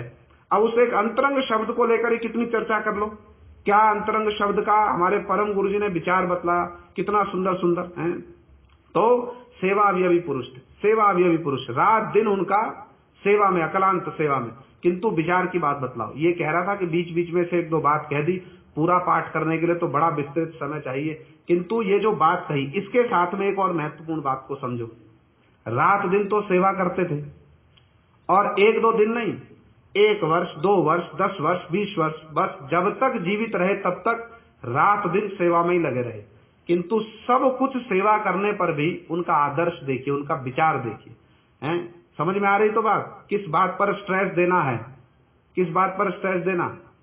बद्ध जीव की अवस्था क्या है? थोड़ी सी सेवा करेंगे तो क्या स्थिति हो जाएगी? भागी बन जाएंगे। थोड़ी सी सेवा करेंगे ना, मेरे जैसा व्यक्ति तो भागी बन जाएगा, हमने इतनी सेवा की है, हमारा भी कुछ होना चाहिए हैं। अभी क्या बतलाएं, अभी कुछ दिन पहले हमसे एक महाशय कुछ कह रहे थे इसी विषय में, हमारा भी कुछ होना चाहिए हैं? तो हमने थोड़ी सी सेवा की है तो क्या होगा? भागी बन जाएंगे हम, हैं, भागी बन जाएंगे। किंतु जो रात दिन सेवा में लगे हैं उनका आदर्श देखिए, क्या सेवा का आदर्श है। भक्ति विनोद ठाकुर जी ने जो कीर्तन में कहा है ना, भक्ति विनोद ठाकुर जी के कल्याण कल्पतरु, शरणागति, इन कीर्तनों को जब पढ़ो ना तो हमारे गुरु महाराज जी कहा करते थे एक एक कीर्तन में सारे शास्त्रों का सार भर दिया उन्होंने। तो हम देख रहे हैं क्या शास्त्रों का सार भरा। और जो ये प्रभुपाद जी अपने साथ में सेनापतियों को लेकर के आए ना, जो अपने गणों को लेकर आए। भाई इनका जीवन जब देखोगे ना, इन्होंने एक एक उपदेश को सार्थक करके दिखलाया, एक एक उपदेश को। हमने तो ये दोनों का एक, क्या कहते हैं अंग्रेजी में, एक शब्द बुद्धि में नहीं आ रहा है, comparative study, comparative study, comparative study करके देखो तो भक्ति विनोद ठाकुर जी के जो उपदेश है ना, उनको कैसे प्रभुपाद जी के गण जो है ना अपने जीवन में करके दिखला रहे। माने यदि कोई कहे कि ये उपदेश है, उसका वो मूर्तिमान स्वरूप है। और ये आप देखो बड़े ध्यान से, यदि प्रवेश करो इसमें, यदि इस घर में प्रवेश करके देखो ना, विचार रूपी ग्रह में, तो ये दिखेगा एक एक प्रभुपाद जी का जो गण है ना, ये सब साधारण नहीं है भाई, ये बड़े असाधारण लोग हैं, ये मूर्तिमान स्वरूप हैं श्रीमद् भक्ति विनोद ठाकुर जी की शिक्षाओं का। तो भक्ति विनोद ठाकुर जी ने शिक्षा दी है कीर्तन में। क्या शिक्षा दी है? तोमार संसार करी वो सेवन, नहीं वो फलेर भागी, तब सुख चाहे करी वो जतन है। नहीं, तोमार संसार करी वो सेवन है, नहीं वो फलेर भागी, उसके आगे तब सुख चाहे करी वो जतन, है पदे अनुरागी। क्या अर्थ है इसका बतलाओ तो? तोमार संसारे करी वो सेवन, ये जो कृष्ण का संसार है ना, मैं इसकी सेवा करूंगा, नहीं वो फलेर भागी, मैं फल का भागी नहीं बनूंगा, फल का भागी नहीं बनूंगा। और फिर क्या बतलाया? तब सुख चाहे करी वो जतन, मैं सारा जतन किसके लिए करूंगा? आपके सुख के लिए करूंगा। है पदे अनुरागी, आपके चरणों में अनुरक्त होकर सारा सुख। इन उपदेशों को देखो, सेवा विग्रह प्रभु जी का जीवन क्या है, अद्भुत जीवन। एक घटना बतलाऊंगा उनके जीवन की। एक और कीर्तन की पंक्ति स्मरण हो रही है। क्या कहा है भक्ति विनोद ठाकुर जी ने? तोमार संसारे आमी विषय प्रहरी। जो ये कृष्ण हे गुरुदेव, ये जो आपका संसार है ना, ये जो कृष्ण का विषय है सब कुछ, इसका मैं क्या हूं? प्रहरी हूं। प्रहरी माने मैं द्वारपाल हूं और कुछ नहीं, उसमें मेरा कोई भाग नहीं है, मैं तो बस सेवक हूं, बस प्रहरी हूं। ये भक्ति विनोद ठाकुर जी के उपदेश है। अब इन उपदेशों को सेवा विग्रह प्रभु जी ने कैसे चरितार्थ करके दिखा दिया। उनके एक भतीजे, क्या नाम बतलाया? अब पता नहीं वो गोपाल बाबू थे ना कौन से थे, ये तो गोपाल बाबू एक भतीजे थे, पर उनका एक भतीजा, नाम नहीं पता, गुरु जी के मुख से सुना हमने। तो गुरु जी बतला रहे थे उनका एक भतीजा मठ में निवास करने के उद्देश्य से कुछ समय मठ में आया। हो सकता गोपाल बाबू ही हो सकता कोई और भतीजे हो। कुछ समय तक रहे मठ में, किंतु थोड़े समय के बाद उनकी इच्छा क्या हुई? गुरु जी बड़े अच्छे रूप में बतला रहे थे, बड़े अच्छे, हमने बहुत वर्ष पहले उनके मुख से सुना। गुरु जी बड़े रोचक रूप में बतला रहे थे। अब वो भतीजे कुछ समय मठ में आकर रहे, थोड़े समय के बाद मठ में मन नहीं लगा, तो इच्छा क्या हुई? घर वापस लौट जाएं। अब उनको तो पता है कि हमारे चाचा जी क्या हैं? मठ के इंचार्ज हैं। ये तो मठ की मैया उनको कहा जाता था, और मठ के सब प्रकार से समझ लीजिए मालिक ही हैं। अब वो गए अपने चाचा जी के पास। कौन चाचा जी? सेवा विग्रह प्रभु जी। उनके कमरे में जाकर खड़े हो गए। गुरु जी बड़े रोचक रूप में बतला रहे, उनको प्रणाम किया, हरे कृष्णा दंडवत प्रणाम। उन्होंने देखा, हाँ हरे कृष्णा दंडवत प्रणाम। जा रहे हो? जाओ जाओ जाओ, ध्यान से जाना, देखो हैं कुशल हो, जाओ। अब वो गए नहीं, थोड़ी देर फिर खड़े रहे ऐसे ही। फिर कहा, अच्छा जी, अच्छा चाचा जी, या जो भी कहा होगा गुरु जी बतला रहे, अच्छा प्रभु जी आप चलते हैं? हाँ ठीक, जाओ जाओ जाओ, हैं जाओ। अब वो जाए ना, क्यों ना जाए? उनकी इच्छा थी कि कुछ जा रहे हैं घर में तो कुछ हमको भाड़े के लिए कुछ रुपया देंगे, कुछ किराए के लिए कुछ रुपया देंगे, ना कुछ हाथ खर्चा देंगे। हमारे चाचा जी हैं तो कुछ तो हाथ में रखेंगे। अरे भतीजा इतने दिन तक मठ में रहा, अब वापस जा रहा है, कुछ तो हाथ में रखेंगे। अब वो कुछ रखे ना, तो क्या बोले, जा रहे हो? हाँ जाओ जाओ, बहुत अच्छा, जाओ जाओ, ध्यान से जाना, जाओ। अब वो जाए ना, अब कुछ बोल भी ना सके, किंतु सेवा विग्रह प्रभु जी समझ गया उनके मनोभाव को कि भैया कुछ तो इसकी इच्छा है, तो उसको कुछ बोला नहीं। अपने पास बुलाया बड़े प्रेम से, इधर आओ हमारे पास में बैठो। वो बैठ गए। उनको बोला, देखो तुम जो भावना लेकर के आए हो ना कि हम तुमको कुछ रुपया दे देंगे, कुछ भाड़े के लिए पैसा दे देंगे, कुछ हाथ खर्चा दे देंगे, देखो तुम जो समझ रहे हो ना कि हम तो इस मठ के हैं इंचार्ज हैं, हम इस मठ के इंचार्ज नहीं हैं। हम क्या हैं? ये तो प्रभुपाद जी हैं मालिक, यहाँ पर तो गांधर्वी का गिरधारी जी मालिक हैं, हम तो इनके विषय के प्रहरी मात्र हैं, एक छोटे से सेवक हैं। मैं भैया कुछ एक पैसा नहीं दे सकता, मैं तो एक फूटी कौड़ी भी नहीं दे सकता, मुझसे कोई आशा मत रखना। साधारण ये बात कह देना, साधारण ये बात कह देना। हमारे परिवार का कोई आ जाए, देखो सबसे अच्छी वस्तु निकाल करके देंगे, उस भीतर से देंगे कि नहीं देंगे? प्रैक्टिकली देख लो, होता है कि नहीं? भीतर में एक बाल्टी छुपा करके रख देंगे। ऐसा होता है कि नहीं? हमारे घर का त्यागी लोगों के साथ भी होता है कि नहीं? ऐसा ही होता है। तो गुरु जी बतला रहे, भैया हम नहीं कह रहे, तो गुरु जी आप कथा सुन लेना, हमारे ऊपर दोषारोपण ना करना भैया, कथा सुन लेना, गुरु जी बतला रहे, यही बात गुरु जी कह रहे। हमारे घर से कोई आ जाए तो सन्यासी भी क्या करेंगे, बड़ा जतन करेंगे, विशेष रूप से उनके लिए कुछ व्यवस्था कराएंगे। किंतु सेवा वगैरह प्रभु जी देखिए जा रहे हैं, जाओ जाओ जाओ। और फिर उनको क्या समझाया, भैया ये है प्रभुपाद जी मालिक हैं, गांधर्विका गिरधारी जी मालिक हैं, उनका सब ये विषय है, हम तो द्वारपाल हैं, हम नहीं दे सकते कुछ भी। सुन करके भतीजे बड़े निराश हो गए। अरे बड़ी आशा लेकर के आया था, आशा ही परमम दुखम वैराग्यम परमम सुखम। आशा लेकर आए थे, अच्छा कुछ नहीं मिलेगा, प्रणाम किया चल पड़े, कुछ बोले भी नहीं। ऐसा नहीं कि दुखी हो रहा, नहीं जाओ जाओ, हाँ जाओ, हरे कृष्ण जाओ। अब वो चले गए। जाने से पहले प्रभुपाद जी को प्रणाम किया, तो प्रभुपाद जी को किसी बोला तो नहीं, गुरु जी बता रहे थे, प्रभुपाद जी को किसी प्रकार सूचना मिल गई कि भैया हाथ खर्चा नहीं, किसी और को बोला होगा, उन्होंने प्रभुपाद जी को सूचना दी। प्रभुपाद जी ने सेवा विग्रह प्रभु जी के पास में समाचार भिजवाया, अरे इसके हाथ में थोड़ा पैसा दे दो। तो पूछा कितना पैसा दे दें? इतना दे दो। अब वो फिर आए सेवा विग्रह प्रभु जी के पास में, फिर प्रणाम किया, हाँ हरे कृष्णा जा रहे हो? हाँ जा रहे, जाओ जाओ जाओ, ठीक है जाओ जाओ। तो जितना पैसा प्रभुपाद जी ने कहा था इतना देना, उतना ही निकाल करके उनके हाथ में रखा और फिर उनसे हाथ जोड़कर प्रणाम करके कह दिया, भैया मैं मालिक नहीं हूं, जितना मुझसे कहा है देने को उससे अधिक एक फूटी कौड़ी भी मैं नहीं दे सकता। अब उनके मन में रहा होगा कुछ मनोभाव, अब तो प्रभुपाद जी ने आदेश दे दिया है, तो 5 रुपए देने का आदेश है, तो ऐसा थोड़ी कि 5 रुपए देंगे।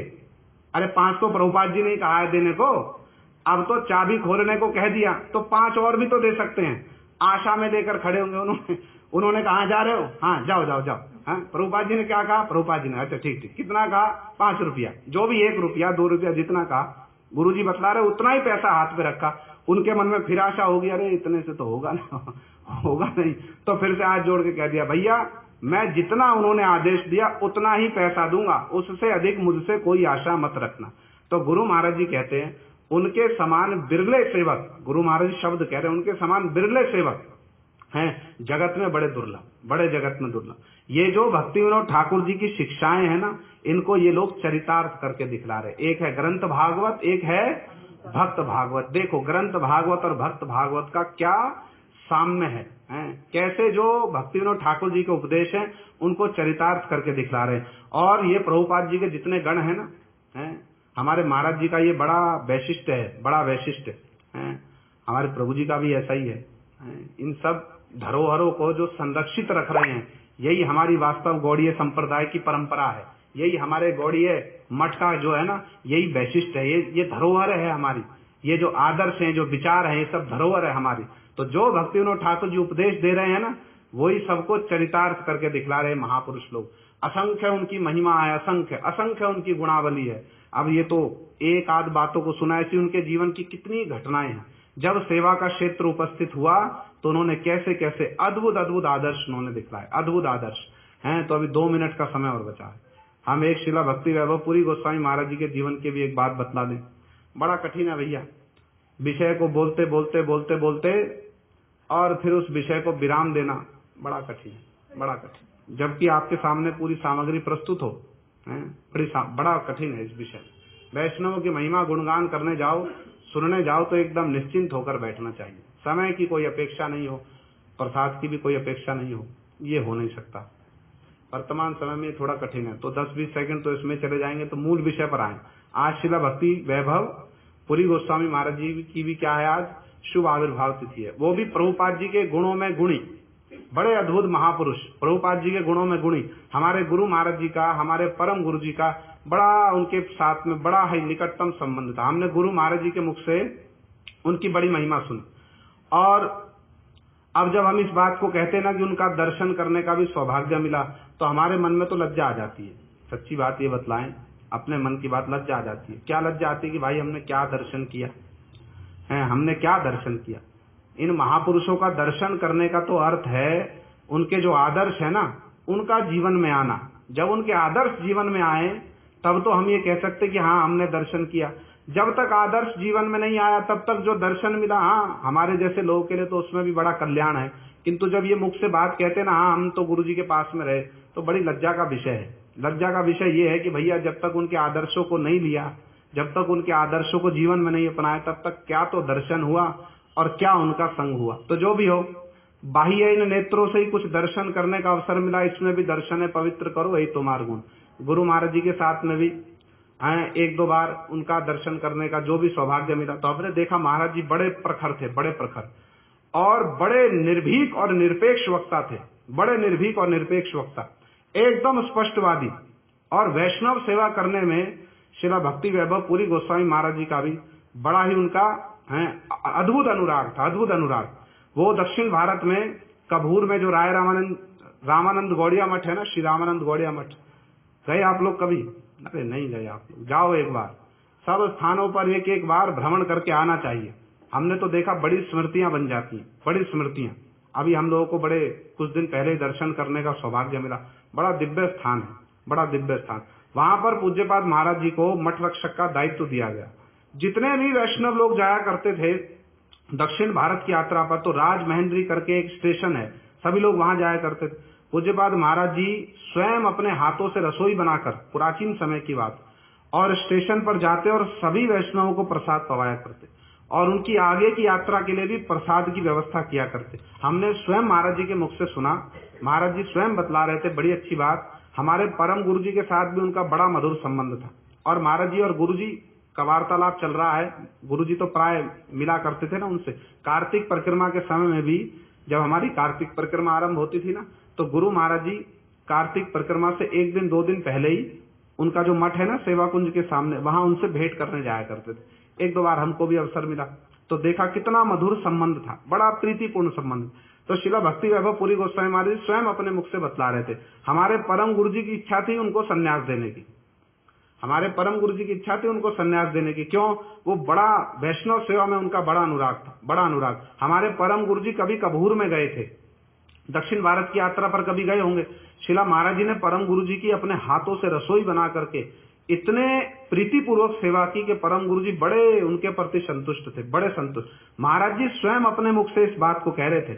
एक जैसे होता है ना, गुरु महाराज जी और उनमें तो बहुत अधिक आयु का अंतर नहीं था, तो प्रीतिपूर्वक एक वार्तालाप चल रहा था। तो महाराज जी प्रीतिपूर्वक उस वार्तालाप में स्वयं अपने मुख से इस बात को कह रहे हैं कि गुरु महाराज जी पहले उनकी महिमा का गुणगान कर रहे। गुरु महाराज जी उनसे कह रहे, पूज्यपाद महाराज जी से, आपने प्रभुपाद जी के प्रतिष्ठान की और प्रभुपाद जी के गणों की आपने बहुत सेवा की, बहुत सेवा।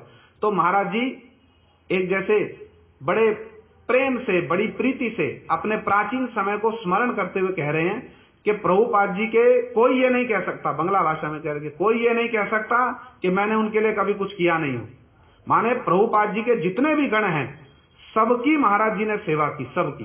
यद्यपि वो भी प्रभुपाद जी के ही गण हैं, पर अपने ज्येष्ठ गुरु भ्राताओं की उन्होंने गुरु बुद्धि के साथ में बहुत सेवा की, बहुत सेवा। और महाराज जी स्वयं इस बात को कह रहे कि सब मेरे प्रति संतुष्ट हैं, सबका मेरे प्रति आशीर्वाद है। तो विचार कीजिए कितना माने उनका अपने ज्येष्ठ गुरु भ्राताओं के प्रति प्रेम, स्नेह, प्रीति रही होगी। और गुरु महाराज जी कह रहे थे, बड़ी सुंदर रसोई बना करके उन्होंने हमारे परम गुरु जी की बड़ी सेवा की, बड़ी सेवा। और परम गुरु जी जब अपनी यात्रा लेकर आगे जा रहे थे ना, तो उनके साथ में तो यात्री होते थे। उस समय तो रसोइये साथ में चलते थे, आजकल के तो समान व्यवस्था नहीं होती थी, रसोइये साथ जाते थे। तो पूज्यपाद महाराज जी ने और परम गुरु जी नौका से जा रहे थे, गोदावरी से जा रहे होंगे कहीं नौका से। तो शिला भक्ति वैभव पुरी गोस्वामी महाराज जी ने यात्रियों के लिए स्वयं बतला रहे हैं, वो बड़े बड़े सीताफल और बड़ी बड़ी टोकरियों में भर भर करके कि यात्री लोग आगे जाएंगे, रसोई बनेगी। इतनी सुंदर व्यवस्था की कि हमारे परम गुरु जी बड़े संतुष्ट हुए, बड़े संतुष्ट उनकी सेवा वृत्ति को देखकर। और परम गुरु जी की इच्छा थी उनको संन्यास देने की। उनका ब्रह्मचारी नाम था श्री नरसिंहानंद प्रभु है।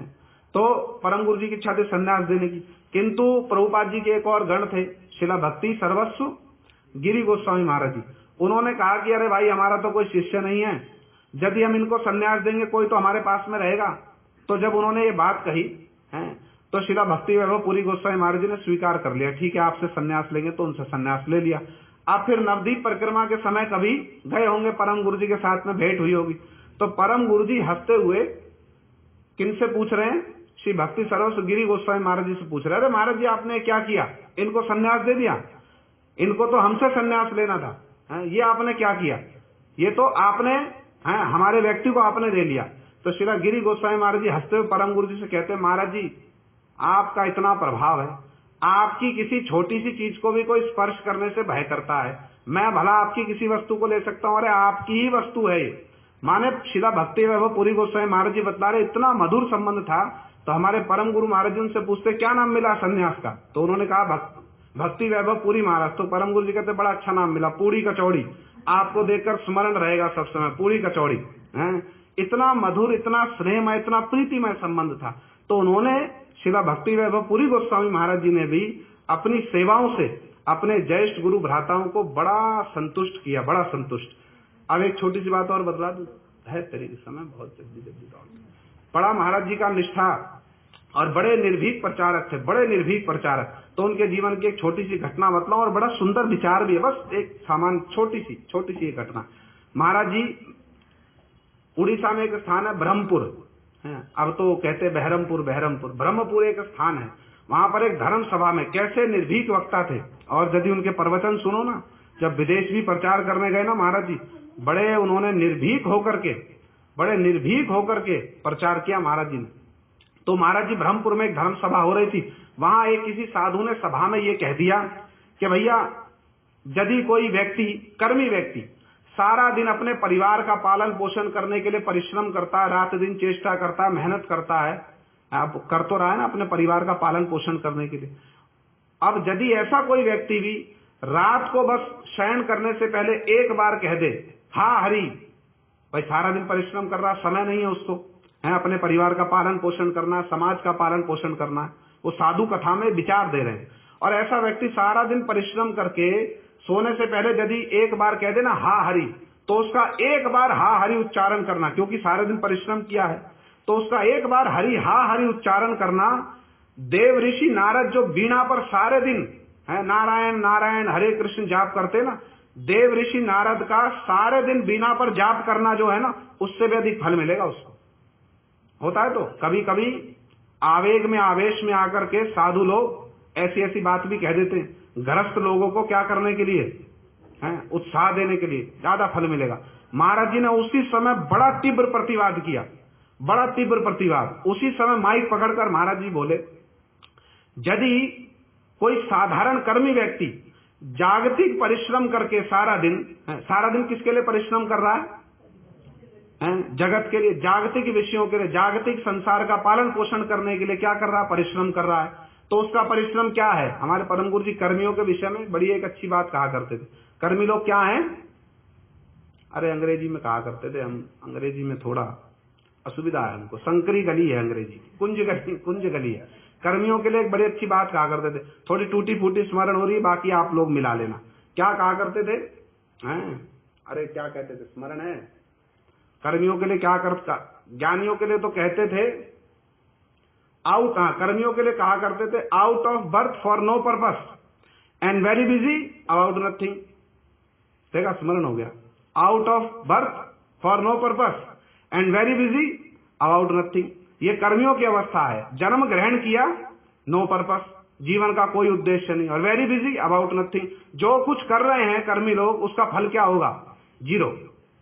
और ज्ञानियों की क्या अवस्था है? ज्ञानियों के लिए भी बड़ी अच्छी अंग्रेजी में बात कहा करते हैं, jumping out from the frying pan into the fire. ज्ञानियों की अवस्था क्या है? Jumping out from the frying pan into the fire. अरे थोड़ी सी आग लग रही है, उछल कूद होता है तो है, कोई चीजें ऐसी बनाओ, मिर्ची बनाओ ना, कुछ बनाओ, पॉपकॉर्न बनाओ, है मक्का, वो क्या होता है, उसको डाल दो पात्र में, उछलेगा धुड़ धुड़ धुड़, और उछल करके आग में गिर गए। अरे पहले तो थोड़ी सी आग लग रही थी, उसी को ही सहन कर लेता कमबख्त, अब तो पूरा ही स्वरूप ही नाश कर दिया। ज्ञानियों की तो अवस्था ये है। तो महाराज जी ने यही विचार बतला रहे, जो कर्मी लोग हैं, जंपिंग हैं out of birth for no purpose and very busy about nothing, ऐसे कर्मी व्यक्ति जो सारे दिन कार्य कर रहा है जागतिक संसार का पालन पोषण करने के लिए, और रात को आकर एक बार हा हरि कह देगा, हरिनाम उच्चारण करेगा, उसकी तुलना भगवान के शुद्ध भक्त जो हैं देव ऋषि नारद, जिनके मुख से रात दिन शुद्ध नाम उच्चारण हो रहा है, उनके साथ में आप तुलना कर रहे हो। ये तुलना कैसे संभव है? ये तुलना हो सकती है कभी? ये तो कभी संभव नहीं है। और यदि कहो तुलना हो भी सकती है, तो श्री चैतन्य महाप्रभु जी ने क्या उपदेश दिया है? कीर्तनीय सदा हरि। फिर कीर्तनीय सदा हरि करने की क्या आवश्यकता है? सारे दिन परिश्रम करो, रात को एक बार सोने से पहले क्या कह दो, हा हरि, बस हो गया काम। फिर कीर्तनीय सदा हरि, क्यों चिल्ला चिल्ला कर महाप्रभु जी सारा जीवन कहते रहे हैं, परम विजयते श्री कृष्ण संकीर्तनम, हमारे प्रभुपाद जी कहते रहे उच्च स्वर से। महाप्रभु जी क्या कह रहे, कीर्तनीय सदा हरि, सारे दिन भगवान का नाम लो। इन विचारों की सार्थकता क्या है? आपने तो इन विचारों को क्या किया, मिट्टी में फेंक दिया। सारे दिन कर्मियों के समान परिश्रम करो, रात को आकर एक बार क्या कह दो, हाँ हरि, बस हाँ हरि, बस, और सो जाओ, बस। तो एक समान हो जाएगा? एक समान कभी नहीं हो सकता। जब उन्होंने सुना इन विचारों को, उन साधुओं ने नतमस्तक होकर महाराज जी को प्रणाम किया। ऐसे हमारे रूपानु गुरुवर्ग हैं, एकदम सत्य के निर्भीक वक्ता। ठीक कहीं पर सिद्धांत विरुद्ध कोई विचार देखेंगे, उसको ठीक उसी समय पर खंडन करना, उसका मंडन करना, ये हमारे गौड़िया मठ के, हमारे इन महापुरुषों का विशेष वैशिष्ट्य रहा है। तो जो भी हो, समय अधिक हो चला है। आज तो बस हमारे सेवा विग्रह प्रभु जी के श्री चरणों में हमारा कोटि कोटि प्रणाम। हमारे शिला भक्ति वैभव पुरी गोस्वामी महाराज जी के श्री चरणों में हमारा कोटि कोटि प्रणाम। इन गुरुवर्गों की कुछ महिमा को गान करके, सुन के, मेरे समान जो अपवित्र शरीर, अपवित्र मन है, कुछ पवित्रता लाभ करेगा, कुछ सुकृति मिलेगी। और परम गुरु जी ने जो कहा, इस धर्म अराजकता के समय में भी हमको परम सुकृति की प्राप्ति होगी, इसी उद्देश्य से थोड़ी सी उनकी कुछ महिमा कही है। आज यहीं तक रहे। गौर प्रेमानंदे हरि हरि बोल। हमारे ऊपर में भी हमारे गुरुवर्ग अमामाई कृपा करें, जिससे हम लोग भी कभी किसी जन्म में उनके आदर्शों को अपने जीवन में ला करके उनके पद चिन्हों पर चलने का प्रयास करें। गौर प्रेमानंदे हरि हरि बोल। हरे कृष्ण।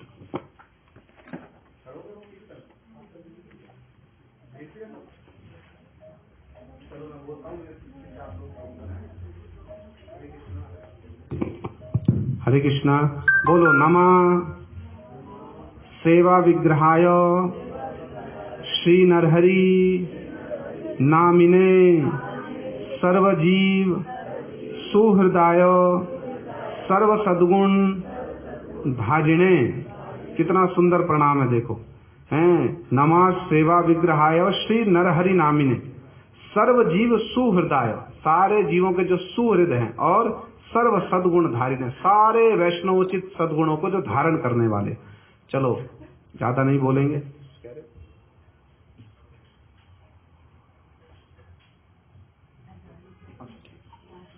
आप थोड़े फूल। चलो जल्दी जल्दी से मैं बोल देता हूँ, आप लोग मेरे पीछे पीछे कह देना।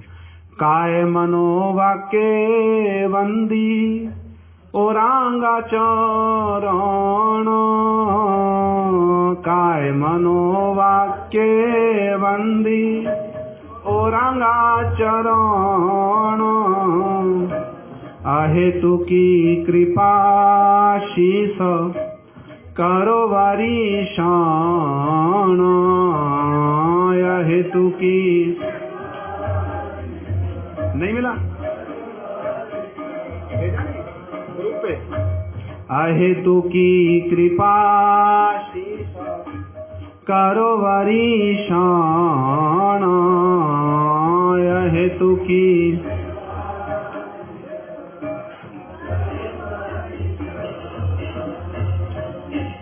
सुप्रसन्न हो प्रभो तव निज गुणे, सुप्रसन्न हो प्रभो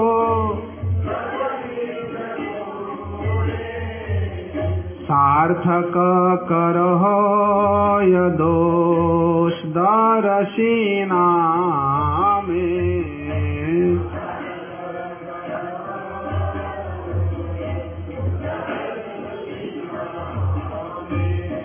आमित पतित यति तुमित पावन, आमित पतित यति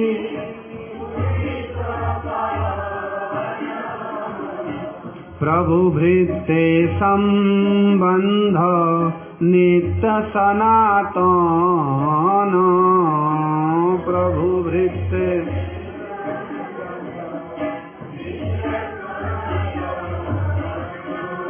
कुकुर जन्म श्रेय तुम्हार चरणे, कुकुर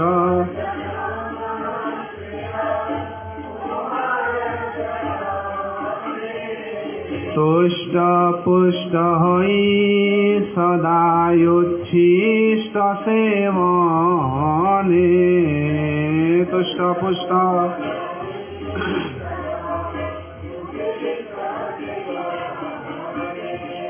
श्रवण नियोग रहु वाक्य सुधा पाने श्रवण नियोग रहु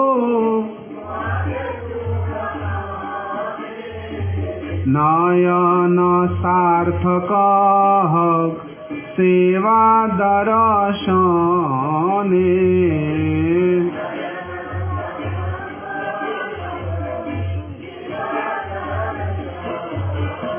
हो वदन युक्त थाक जशेर कीर्तने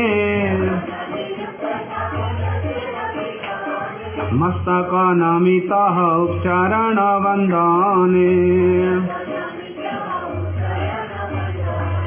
मानस नियुक्त रहु गुणेर चिंतने चित्तरत हो सेवा विग्रहेर ध्याने महाभागवत तुमी भक्त प्रधान तुम्हार स्मरणे होय विघ्न अंतर ध्यान क्षम क्षम क्षम देव सर्व अपराध ओ क्षम क्षम क्षम देव सर्व अपराध छुटू कया मार जत भक्तिर बाध मोहन पापात्मा नाही पावे त्रिभुवने हेन अपराध नाही ना करे मने ब्रह्मांड तारिते पारे भागवत गणे एत भरसा मोर एकमात्र प्राणे चरण सरोज सेवा मात्र करी दान ए अधमे निज गुणे करो परित्राण प्रभो ए अधमे निज गुणे करो परित्राण जयो वैष्णव ठाकुर जयो वैष्णव ठाकुर वैष्णव ठाकुर जयो वैष्णव ठाकुर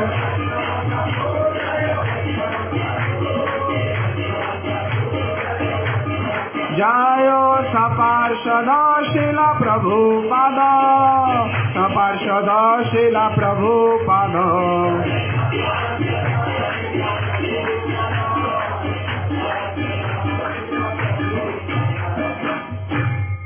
पुष्प ले आइए। देखो कितने सुंदर सुंदर कीर्तन, ये सब हमारे पूर्व जो महिला लोग हुई हैं हमारे संप्रदाय में, कितने सुंदर सुंदर कीर्तन लिखती हैं। करो आप लोग भी कुछ। लाओ वो स्वस्ति वाचन दे दो भाई, ले आओ। किसका जन्म दिवस है आज? जल्दी आओ बेटा।